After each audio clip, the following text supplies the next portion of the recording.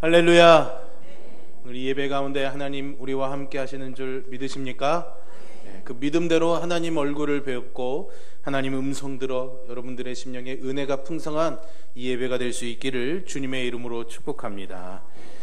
오늘 본문의 말씀인 히브리서는 원래 창세기 22장에 나와 있는 아브라함이 하나님의 시험을 받아서 이삭을 제물로 바친 사건이지요.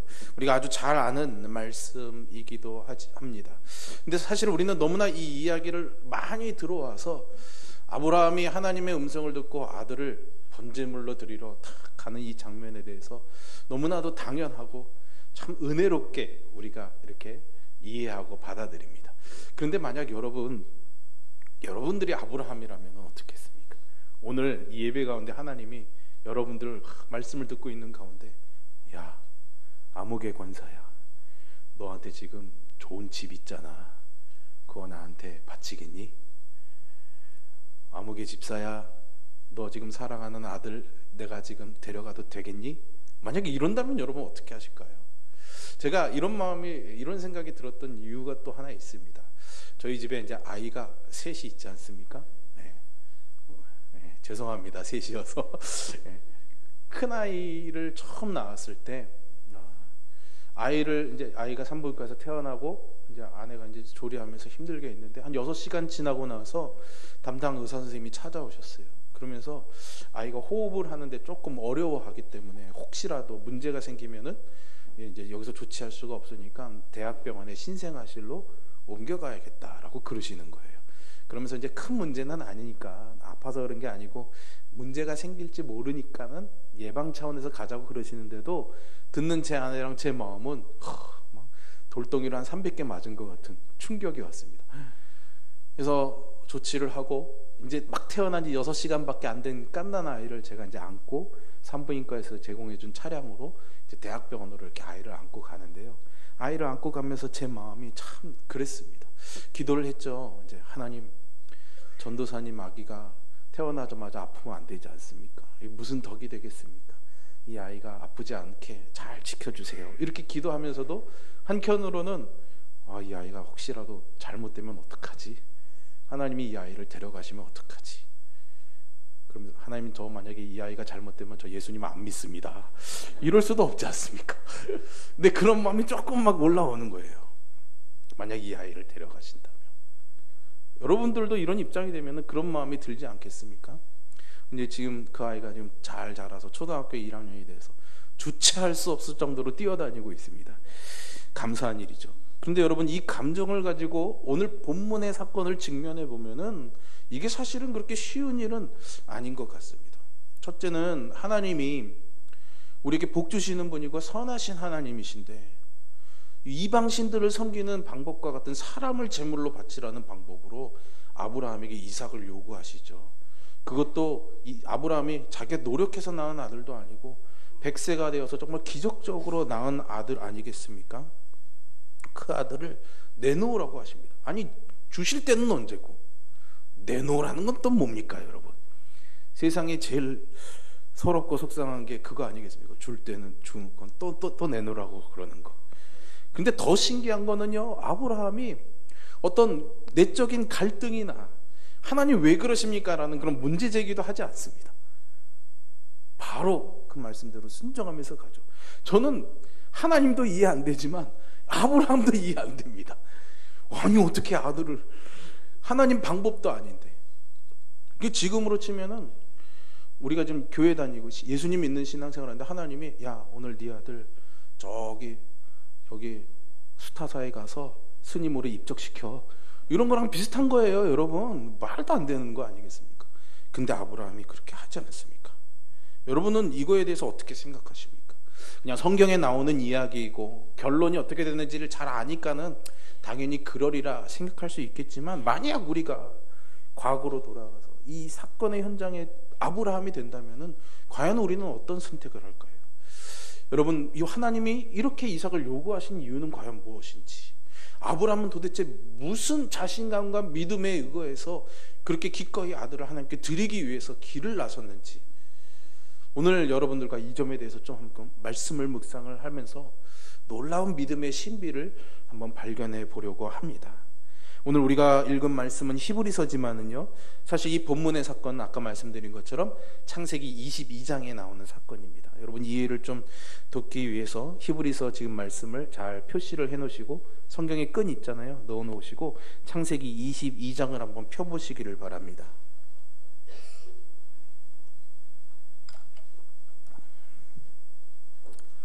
창세기 22장 보시면은요, 이 사건이 시작되는 첫 마디가 아주 의미심장합니다. 여러분, 그 시작이 어떻게 시작되고 있습니까?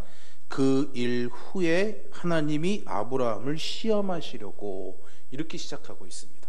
그냥 어느 날 갑자기 아브라함이 잘 살고 있는데 하나님이 나타나셔서 아브라함에게 하신 게 아니라 그 일 후에 아브라함을 시험하시려고 이 사건을 벌이신 거예요. 그러면 여러분 아무래도 이 앞에 그 일과 뭔가 관계가 되어 있지 않겠습니까? 그럼 21장에 나온 사건입니다. 그런데 사실은 대부분의 성경학자들은 창세기 21장과 22장의 사이를요, 굉장히 오랜 시간이 흐르는 걸로 이해하고 있습니다. 10여 년의 시간 이상을. 왜냐하면 21장에는 주로 이삭이 어릴 때의 사건이거든요. 막 이스마엘과 하갈이 어린 이삭을 괴롭혀서 쫓겨나는 막 그런 사건이 있거든요. 그래서 약 10여 년의 시간이 흐른 걸로 보입니다. 그렇기 때문에 직접적인 그 사건을 의미한지는 확실하지는 않습니다. 어쩌면 아브라함이 갈대아 우르에서 하나님의 부르심을 받아가지고 오늘 이삭이 이제 장성하기까지 살아온 삶의 모든 시간과 사건들을 두고 그 일 후에라고 지목하는 것일 수도 있습니다. 그러나 오늘 조금 우리가 말씀을 집중하기 위해서 시간은 비록 흘렀지만 그 10여 년의 시간에도 아브라함이 동일하게 하나님을 향한 믿음을 가지고 왔다는 것을 전제로 이 앞의 사건과 한번 연결지어서 한번 생각해 보려고 합니다. 그러면 21장 마지막에 나와 있는 의미 있는 사건은 무엇이었는가? 말씀을 보면 우리가 알 수 있겠죠. 다 읽어볼 수는 없지만요, 간단히 요약해서 말씀을 드리면 이런 일입니다. 아브라함이 그랄이라는 땅에서 브엘세바라는 지역에서 살고 있었습니다. 거기는 원래 다른 이방 족속들이 살고 있고 그 아말렉이 다스리던 땅이었습니다.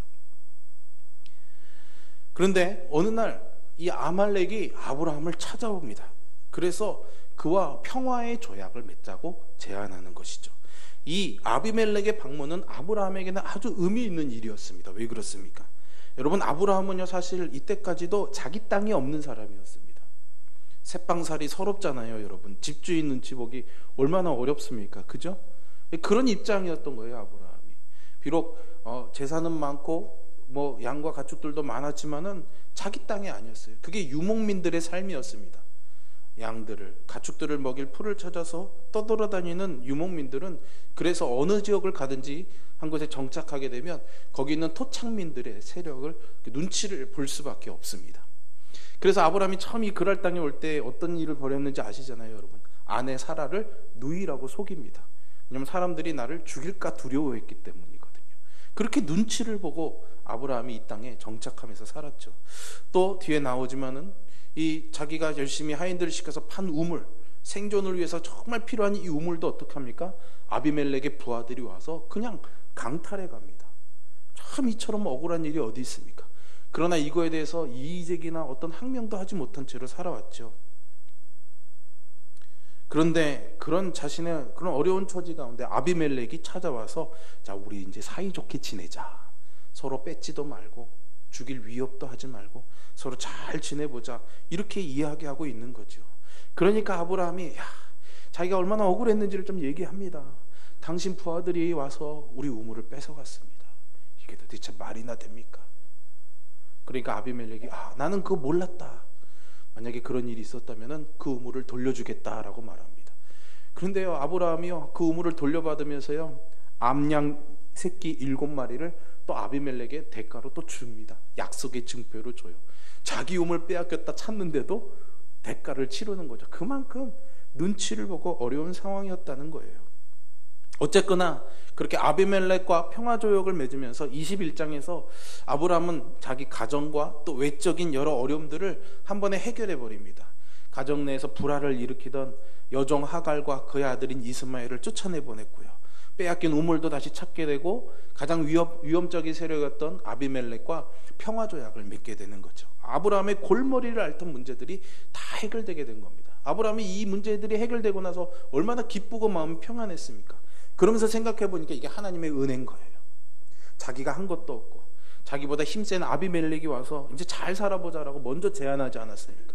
하나님이 자신의 삶에 이때까지 오신 것이 인도해 주시고 이런 문제들을 해결해 주신 것이 얼마나 감사해요.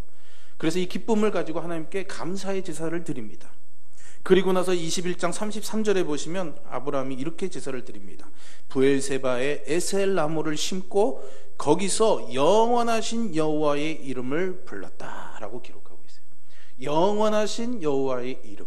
이 이름을 히브리어로 말하면요, 야훼 엘 올람 이런 표현이 됩니다. 야훼 엘 올람. 그 하나님의 이름을 부른 거예요. 하나님께 야훼 엘 올람, 나의 하나님 감사합니다. 하나님의 이름을 부른 거죠. 이 이름이 아주 되게 의미심장합니다, 여러분. 아브라함은 왜 이 예배에서 엘 올람이라는 단어를 하나님의 이름으로 불렀을까요? 자기가 믿는 신앙의 고백으로 이 하나님의 이름을 부른 거예요. 여기서 엘이라는 단어는 하나님이라는 의미입니다. 야훼 하나님을 엘이라고 불렀죠. 그리고 올람이라는 이 단어는요, 여러 세대들이라는 뜻입니다. 그러니까 1세대, 2세대, 3세대, 4세대 이런 우리 세대들이 있지 않습니까? 우리 아버지, 아들, 손자 뭐 이렇게 쭉 이어가는 그런 세대들을 의미하는 거예요. 왜 엘 올람일까요? 여러 세대들에게 동일하게 함께 하시는 하나님, 이렇게 고백한 겁니다. 즉 하나님께서 아브라함 자신의 평생을 지켜주실 뿐만 아니라요, 다음 세대인 곧 자신의 자식인 이삭의 평생에도 나와 함께 하셨던 것처럼, 오늘 이 문제를 해결하시기까지 인도해 주신 것처럼 이삭에게도 하나님이 함께 하시고, 이삭의 아이에게도, 그 아이의 아이에게도, 우리 자손들에게도 하나님이 계속해서 다음 세대들에게 함께 하실 그 하나님을 바라보면서 하나님의 이름을 엘 올람, 영원하신 하나님, 내 대에서 끝나는 것이 아니라 나의 자손의 자손에 이어지기까지 영원토록 나와 함께 하시는 그 하나님, 그 이름을 부른 것입니다.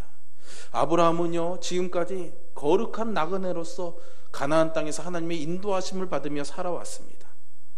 이제 살 만큼 살았죠. 그가 노년에 얻은 이삭을 바라볼 때마다 아버지로서의 아브라함의 마음에는 안타까움이 하나 있었습니다. 이 험악한 나그네 생활을 이 어린 이삭이 어떻게 앞으로 헤쳐나갈 수가 있을 것인가 라는 거죠. 이것이 아마 그 즈음에 아브라함의 가장 큰 근심거리이고 기도 제목이었을 것입니다. 그런데 여러분, 아비멜렉이 찾아와서 평화조약을 맺자고 한 거죠. 이건 정말 감사할 만한 사건이었습니다. 이 약속이 자기와 아비멜렉의 당대에만 그치는 것이 아니라 그 자손들에게 미치는 영원한 평화의 언약이라는 것을 그가 알았기 때문이죠.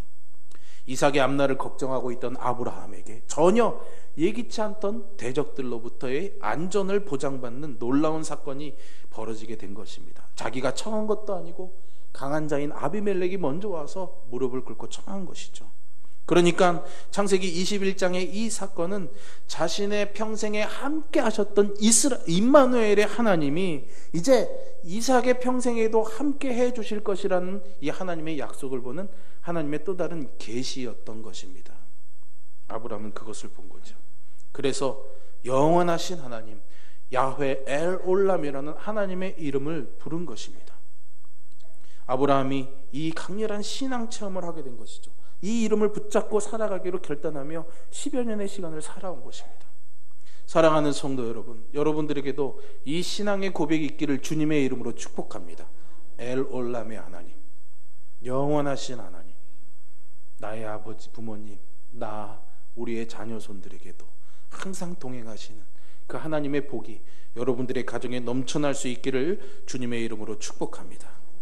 아브라함은 원래 처음부터 믿음이 그렇게 큰 사람이 아니었습니다. 대단한 사람이 아니었죠. 그러나 갈대아 우르에서 하나님의 부름을 받고 나서 그 하나님에 따라 여정을 걸어오면서 가나안 땅에 거주하고 살아가면서 많은 사건들과 경험들을 가지면서 신앙이 성장해 왔습니다. 그리고 오늘 이제 그 신앙의 성장의 정점에 이르러서 엘 올람의 하나님을 고백한 것이죠. 하나님께서는 그 고백을 기억하셨습니다.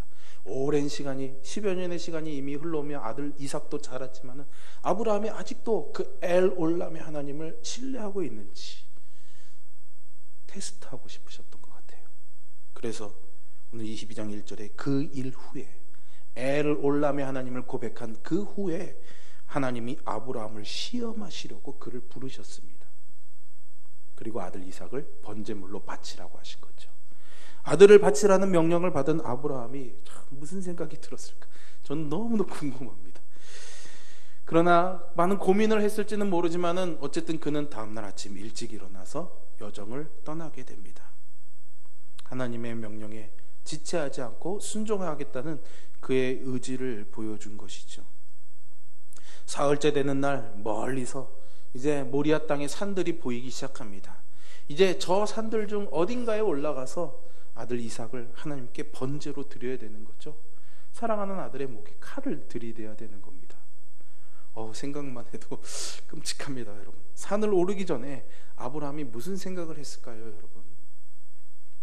우리는 이제 결과를 알기 때문에 여호와 이레의 하나님이라는 걸 알기 때문에 대신할 만한 모든 것을 하나님이 준비하셨다는 것을 알기 때문에 이 장면이 되게 긴장이 되지 않지만, 만약에 그 결과를 모르고 정말 이삭을 죽여야 되는 상황이라면 이 상황이 얼마나 위기의 순간이고 급박한 상황이겠습니까? 근데 여러분 5절에 보시면 아브라함이 어떤 생각을 했는지 우리가 알 수 있는 힌트가 나옵니다.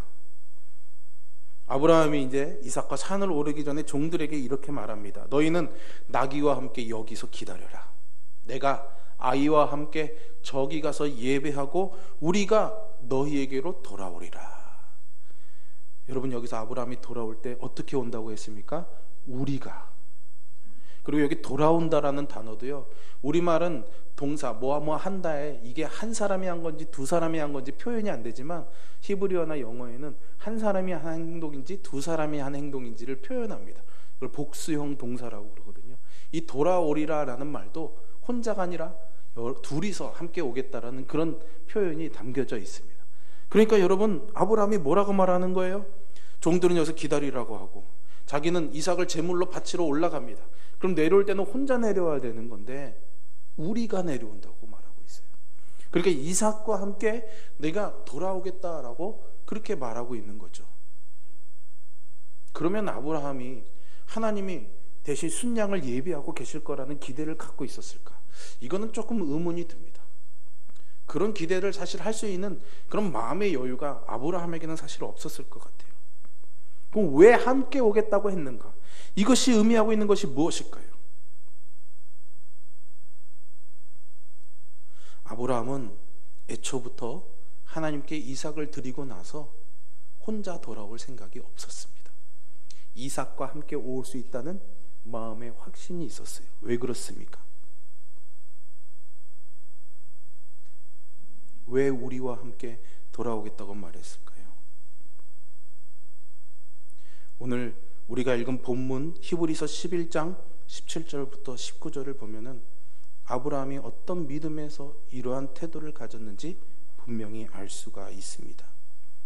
다시 히브리서로 여러분 돌아가세요. 17절을 한번 보십시오.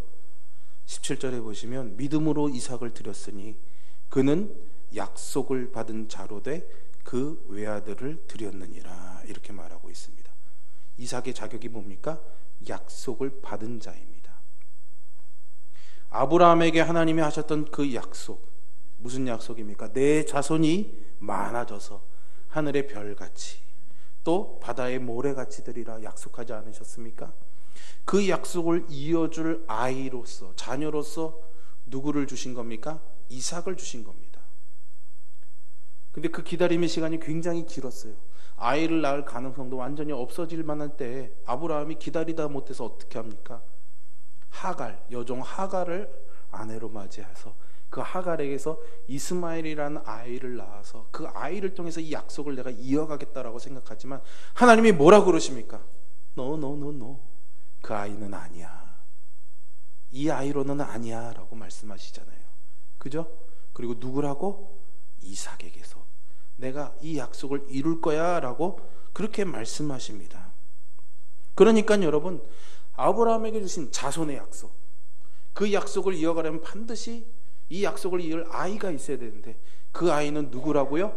이삭이라는 거예요. 이삭이 아니면 안 된다라는 겁니다. 그러니까 이삭은 어찌됐든 살아가야 합니다. 이삭이 만약에 죽어버린다면 하나님의 약속은 어떻게 됩니까? 무산되는 겁니다. 이어갈 수가 없는 거죠. 그런데 하나님은 이삭을 죽여서 제물로 삼으라고 그럽니다. 이게 이제 아브라함이 겪고 있는 딜레마였던 거예요. 하나님이 약속하셔서 아들을 주셨어요. 이 아들을 잘 키워서 장가 보내고 아이를 낳게 해서 자손이 계속 이어지게 해야 되는데 지금 어떻게 해요? 이삭을 죽여야 되는 거예요. 이삭을. 여러분, 우리 신앙생활에도 이런 신앙생활이 있지 않습니까? 하나님의 약속을 믿습니다. 은혜를 감사합니다. 그러나 막상 현실적인 삶에 돌아가 보면은 이삭을 죽여야 되는 상황이 생기는 거예요. 내가 정말 소중히 여기는 거, 이 땅에서 도저히 놓을 수 없는 거, 그거 심지어는 그게 하나님의 약속을 이어가야 되는 것인데도 불구하고 하나님이 그것을 요구하실 때가 있죠. 여러분, 이런 갈등에 들어가면 굉장히 고통스러울 것 같습니다. 아마도 아브라함은 하나님의 뜻을 헤아리기 어려워서 심히 고민할 수도 있었겠죠. 그런데 이 아브라함의 고민은요, 그런 이것을 정말 내가 포기해야 되느냐 말아야 되느냐 이런 고민은 사실 아니었습니다. 그런 고민을 했다면 아침 일찍 일어나서 출발하지 않았겠죠. 문제는 하나님은 약속하셨는데 지금은 하나님이 그것을 내놓으라고 하시는 이 서로 다른 상황, 이 두 가지가 함께 있을 수 없지 않습니까? 근데 하나님은 두 가지를 동시에 요구하고 계시는 거예요. 그럼 이걸 어떻게 해결할 것인가? 나는 과연 무엇을 믿고 움직여야 되는가? 그것이 아브라함의 갈등이었던 거죠. 그런데 여러분, 우리가 알지 못했던 놀라운 아브라함의 믿음의 신비가 오늘 이 히브리서 11장 19절에서 드러나게 됩니다. 여러분, 아브라함이 왜 이 갈등의 상황을 극복하고 기꺼이 아들을 데리고 모리아 산에 올라갈 수가 있었을까? 여러분, 히브리서 11장 19절 한번 보시겠습니까? 그가 하나님이 능히 이삭을 죽은 자 가운데서도 다시 살리실 줄을 생각한지라 비유컨대 그를 죽은 자 가운데서 도로 받은 것이니라. 아멘. 이삭을 어떻게 해요? 죽은 자 가운데서 어떻게 한다고요? 다시 살리실 줄로 생각한지라.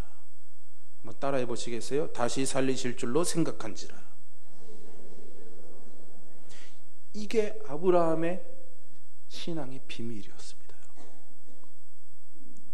아브라함은 하나님이 약속의 성취를 이루기 위해서 자기에게 주신 이삭을 왜 지금 죽이겠다고 하시는지 그 이유는 알지는 못했을 것입니다. 당혹스러웠을 수도 있겠지요. 그러나 하나님의 말씀대로 순종하면 이 약속 때문에라도 죽은 이삭을 살리실 것을 믿었습니다. 우리는 지금 부활의 증거를 가지고 살아가는 사람들입니다. 예수님이 우리 부활의 첫 열매가 되어주셨기 때문이죠. 그래서 우리는 부활을 믿습니다. 그런데 여러분, 이 아브라함의 시대로 돌아가 보면 사실은 사람이 부활한다는 것은 들어본 적도 없고 얘기를 하나님이 말씀하신 적도 없고 도대체 접해본 기억도 없는 그런 상황입니다. 죽었던 사람이 다시 살아난다는 것을 알지도 못하고 믿을 수도 없었던 그때 아브라함이 무슨 생각을 갖고 있었던 거예요? 하나님이 이 아들을 죽이더라도 살리실 것이다. 왜? 약속을 이어가기 위해서. 이게 아브라함의 믿음이었던 거예요. 여러분, 우리의 믿음은 어떻습니까? 뭔가 소중한 것을 지키고 싶은데 하나님이 나를 도와주신다고 그랬으니까 내 이 소중한 것을 지키고 싶어하는 그 마음을 하나님이 아시고 나를 도와주실 것이야, 이런 믿음이 있지 않습니까? 근데 아브라함의 믿음은 그런 믿음이 아닙니다. 자기의 소망에서 시작한, 자기의 바람에서 시작한 믿음이 아니라는 거죠. 여러분, 하나님의 약속에서 시작한 믿음입니다. 하나님이 나에게 약속하셨고 이 약속을 이루시기 위해서 이삭을 주셨는데 지금 이삭을 죽이겠다고 하신다면은 이 하나님의 약속은 이어지지 못하는 것이니까 내가 아들을 사랑하고 아끼고 그렇게 귀하게 여기는 그 마음 때문이 아니라 하나님이 약속을 이어가시기 위해서 이 아들을 이 번제단에서 죽이는 한이 있더라도 하나님은 반드시 이 아들을 살리실 것이다. 그래야만 이 약속이 이어질 것이다. 이 믿음이 아브라함에게 있었다라는 거죠. 여러분, 이 믿음이 여러분들에게 있기를 주님의 이름으로 축복합니다. 여러분, 이 믿음을 가지면 절대로 우리가 실망할 수가 없습니다. 믿음의 삶을 살아가면서 하나님께 간구하고 기도하면서도 신앙생활에 활력을 잃어버리고 소망을 잃어버리고 실망하는 이유는 우리가 이삭을 나의 사랑하는 대상으로 보았기 때문입니다. 이삭을 하나님의 언약의 약속으로 보는 그 믿음을 가진다면 우리가 실망할 이유가 없는 것이죠. 여러분들의 삶에 때로는 실망할 일들, 안타까운 일들, 잃어버릴 만한 일들이 생긴다 할지라도, 하나님이 내 기도에 응답하지 않으신다 할지라도 우리가 감사하고 하나님을 믿어야 될 이유가 여기에 있는 것입니다. 하나님의 약속 때문인 것이죠. 아브라함은 영원하신 하나님, 엘 올람의 하나님을 믿었습니다. 나와 내 아이에게, 그 아이의 아이에게 계속 함께 하실 하나님을 믿었기 때문에 지금 하나님이 이삭을 내놓으라고 할지라도, 이 아이를 데리고 올라가 번제단에 죽인다 할지라도 하나님이 이 아이를 통해서 약속을 이루시기 위해 살리실 거라는 그 믿음을, 부활의 신앙을 갖고 있었던 거죠. 여러분, 이게 참된 부활의 신앙인 줄로 믿으시기를 바랍니다. 단지 그냥 내가 육신으로 죽었다가 하나님 심판하시는 세상 마지막 날 다시 살아나서 천국에 가는 그 소망이 아니라, 진정한 부활의 신앙은 오늘 이 시간 우리가 살아가면서 때로는 우리의 육신이, 우리의 영혼이, 우리의 삶의 모든 것들이 파괴되고 죽어버린다 할지라도 하나님이 우리에게 하신 신실한 그 약속을 지키기 위해서 죽은 그것도 살리실 것이라는 믿음을 갖는 것이 참된 부활의 신앙인 줄로 믿습니다. 아브라함은 자기가 고백하는 영원하신 하나님, 엘 올람의 하나님을 이렇게 끝까지 믿었습니다.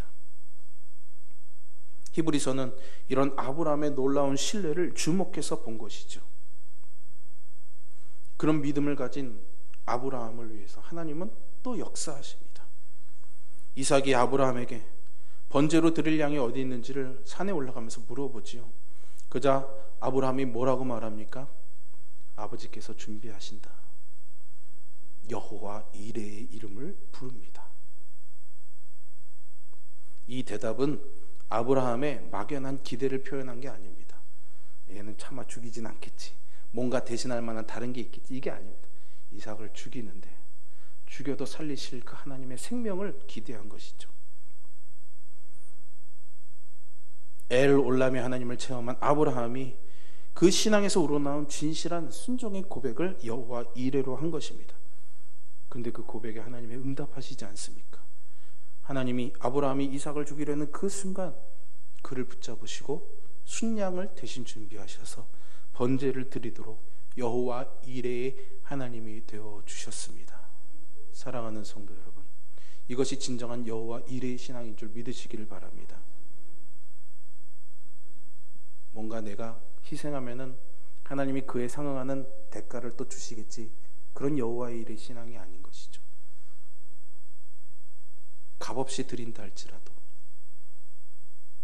하나님이 그것을 통해서 그 약속을 이어가신다는 것이, 그 약속을 이어갈 만한 하나님의 방법이 있다는 것을 믿는 것이 여호와 이레의 신앙인 줄로 믿으시기를 바랍니다. 아브라함이 이렇게 엘 올람의 하나님의 이름을 부를 때에 하나님께서는 아브라함에게 여호와 이레의 하나님이 되어주셨습니다. 여러분, 이것이 우리가 하나님을 믿는 신앙의 비밀이고 신앙의 능력인 줄로 믿으시기를 바랍니다. 아브라함은 자기가 섬기는 하나님을 엘 올람의 하나님으로 부르면서 그 하나님께서 이삭의 평생도 인도하실 것이라고 고백했지요. 하나님께서는 그런 아브라함의 믿음이 말로만 그치는 것이 아니라 그의 삶으로 나타나는 참된 신앙인지를 물어보고 싶으셨습니다.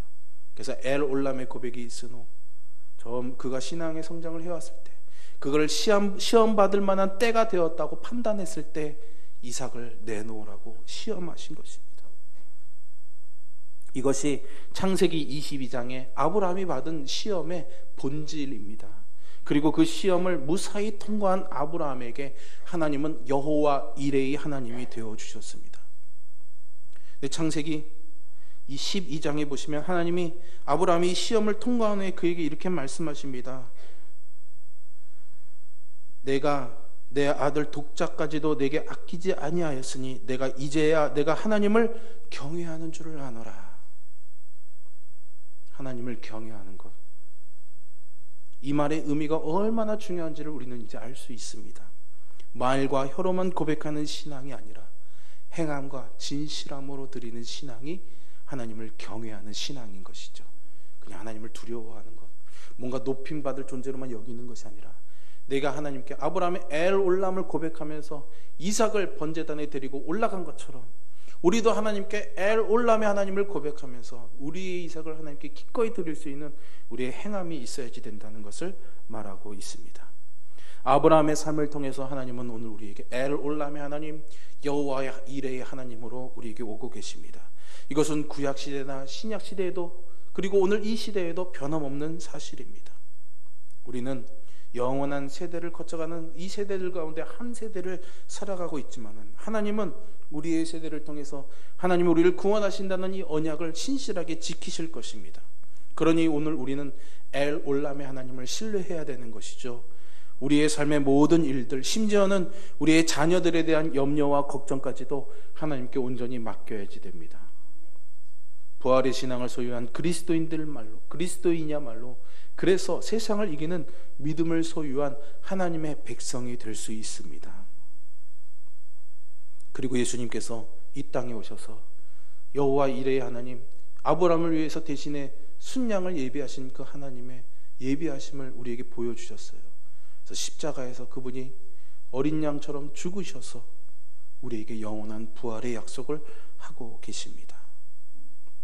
그렇기 때문에 예수 그리스도를 믿는 신앙이 바로 엘올람의 하나님, 여호와 이레의 하나님을 믿는 신앙인 줄로 믿습니다. 여러분, 이 신앙으로 아브라함과 같은 복을 누리는 우리 모두가 될 수 있기를 주님의 이름으로 축복합니다. 우리 시간에는 한번 합심해서 함께 기도했으면 합니다. 여러분, 오늘 말씀을 들으시면서 하나님이 내게 하신 도전과 결단을 요구하시는 것들이 있다면 하나님, 내가 그대로 살기를 원합니다. 여전히 내 아이들, 우리 자손들 이것을 붙잡고 안타깝게 버둥거리면서 신앙의 끈의 한 끝자락을 붙잡고 있지는 않습니까? 여러분, 이제 엘올람의 하나님을 신뢰하시기를 바랍니다. 나와 함께 하셨던 하나님, 내 자녀에게도 함께 하실 그 하나님을 믿으며 하나님께 온전히 이것을 맡기시기를 바랍니다. 비록 아이가 아니고 다른 문제일 수도 있겠죠. 건강의 문제, 재정적인 문제, 또 우리의 마음의 정서적인 문제들, 신앙적인 문제들, 많은 것들이 있을 것입니다. 여러분, 그것을 내가 붙잡고 어떻게 살아가려고 아둥바둥거리는 것이 아니라 엘올람의 하나님, 나와 함께 하셨던 그 하나님, 그리고 나를 위해서 필요한 것들 예비하시는 여호와 이레의 하나님, 그 하나님을 기억하며 하나님, 내가 하나님 도우심 받으며 하나님 믿는 이 믿음으로 올곧게 흔들리지 않고 살아가기를 원합니다. 우리 그렇게 간절히 소망하며 기도하겠습니다. 기도합니다. 살아계신 아버지 하나님, 감사합니다. 오늘 이 시간 하나님 말씀 주신 것을 우리 가슴에 새기며 나아갑니다. 하나님, 우리는 참으로 믿음이 약하고 부족합니다. 하나님을 믿는다고 말하면서도 실제 우리 삶에서 일어나는 많은 일들과 사건들 속에서 끊임없이 상황과 환경들, 우리의 정서적인 문제들에 부딪혀서 포기하고 실망하고 좌절하고 주저앉습니다. 하나님, 그러나 그런 우리의 믿음의 연약함들을 불쌍히 여겨주시고 긍휼히 여겨주셔서 다시금 우리를 일으켜주시는 하나님이 되어주심을 믿습니다.